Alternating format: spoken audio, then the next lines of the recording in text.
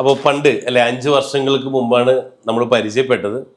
അപ്പൊ അന്ന് ഞാൻ പറഞ്ഞിരുന്നു അനീഷെ, ജീവിതത്തിൽ അനീഷ് എനിക്ക് തോന്നുന്നത് വീഡിയോഗ്രാഫർ ആയിരുന്നു തോന്നുന്നു അല്ലേ? ആ സമയത്ത് ജീവിതത്തിൽ ഒരുപാട് നമുക്ക് നേടിയെടുക്കണമെങ്കിൽ നമ്മൾ ഒന്നും കൂടെ ശക്തനാവണം. അതായത് കാട്ടുമൃഗത്തെ കെട്ടുന്നതിന് മുമ്പ് സ്വയം ശക്തനാവണം. ക്ലിയർ ആയോ? കാട്ടുമൃഗത്തെ കെട്ടണമെങ്കിൽ സാധാ എനർജി പോരാ, എനർജി കൂട്ടണം നമ്മൾ. അതേപോലെ തന്നെയാണ് പണം കൂടുതൽ ഉണ്ടാക്കണമെങ്കിൽ എന്ത് വേണം? നമ്മൾ ശക്തനാവണം. ആഗ്രഹങ്ങളില്ലാതെ അല്ലെങ്കിൽ ആഗ്രഹങ്ങൾ നേടിയെടുക്കുന്നതിന് വേണ്ടിയല്ലാതെ പണം ഉണ്ടാക്കുമ്പോൾ അത് മണലിൽ തീർത്ത കൊട്ടാരം പോലെയാണെന്ന് പറയും.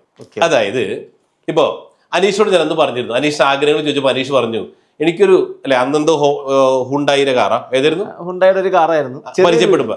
അതെ അതെ, ചെറിയൊരു വീട്, ഒരു വീടെന്ന് പറഞ്ഞു, ഒരു വീട്, ചെറിയൊരു കാർ അല്ലെ അന്ന്.